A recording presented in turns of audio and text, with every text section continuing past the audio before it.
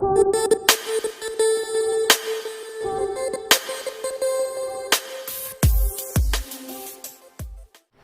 नमस्कार, मेरा नाम है सुनील और आप देख रहे हैं कॉमर्स पॉइंट। आज के वीडियो में डिस्कस करेंगे जीएसटी के ही जीएसटी चैप्टर हमारा चल रहा था, उसके दो इंपॉर्टेंट टॉपिक आज के वीडियो में देखने वाले हैं। पहला है जॉब वर्क अंडर जीएसटी और दूसरा है एडमिनिस्ट्रेटिव स्ट्रक्चर अंडर जीएसटी। तो ये दो टॉपिक आज के वीडियो में डिस्कस करने वाले हैं। शुरू से लेकर एंड तक वीडियो देखिएगा अगर आपको ये दोनों टॉपिक अच्छे से समझने हैं। चलिए स्टार्ट करते हैं। सबसे पहले जॉब वर्क अंडर जीएसटी का मतलब क्या होता है, राइट? देखते हैं। Many manufacturer unit send their goods to other person for future treatment or processing. It is called job work. यहां पर क्या लिख रखा है? Many manufacturer unit मतलब कई बड़ी कंपनीज अपने गुड्स को ठीक करवाने के लिए, रिपेयरिंग के लिए, पेंट करवाने के लिए, या फिर आपने देखा होगा बड़ी मशीनरी जब बनती है या कोई भी प्रोडक्ट बनता है उसके पार्ट्स अलग अलग जगह बनते हैं, राइट? तो अपने एक प्रोडक्ट को पूरा फिनिश गुड्स बनाने तक वो जहां पर भी जगह जाता है उसको जॉब वर्क कहा जाता है। लैंग्वेज में भी ये लिखा है send their goods to other person.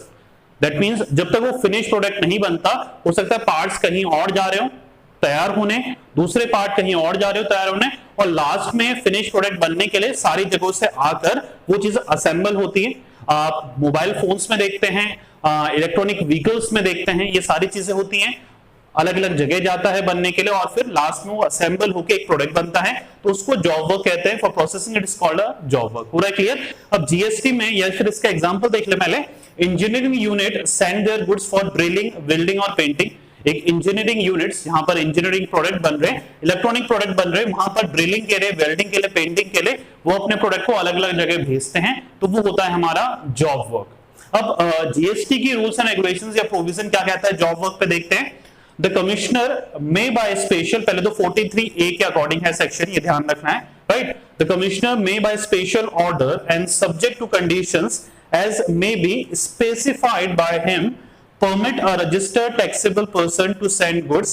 मतलब कमिश्नर अपने ऑर्डर के थ्रू या एक डिसीजन के थ्रू परमिट कर सकता है एक टैक्सेबल पर्सन को, परमिट करता है एक टैक्सेबल पर्सन, दैट मींस जो पर्सन टैक्स भरता है, दैट मींस जीएसटी फाइल करता है, to send through the payment of tax to a job worker. मतलब जॉब वर्कर को, मतलब अलग अलग बंदों को जिससे भी आप अपने प्रोडक्ट रिपेयर करा रहे हो या काम करवा रहे हो, वो भेज सकता है विद पेमेंट ऑफ टैक्स। मतलब उस समय उसको दूसरे वर्कर्स को देने के लिए गुड्स, ठीक करवाने के लिए गुड्स, हो सकता है उसने कुछ पैसे पे करे हो, जीएसटी टैक्स फाइल करी हो, राइट?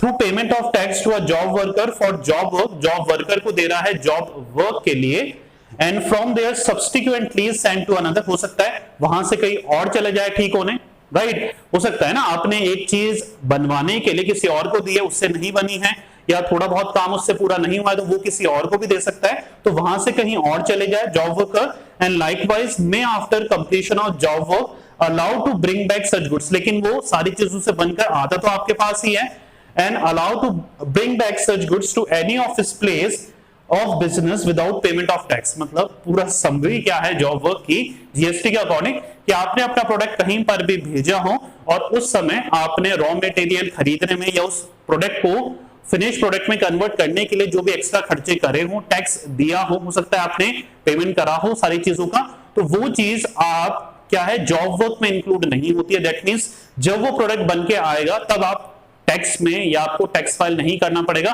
उस पर्सन को टैक्स नहीं लगेगा जॉब वर्क की चीजों के लिए। अगर पहले पे कर दिया है तो वो उसका भी आपको रिफंड मिल जाएगा, राइट? तो जीएसटी रेगुलेशन क्या कहती है, जॉब वर्क के लिए एज सच जो प्रिंसिपल है जिसका गुड्स है, प्रिंसिपल मतलब वो पर्सन जिसका गुड्स है, उसको टैक्स पे करने की जरूरत नहीं है।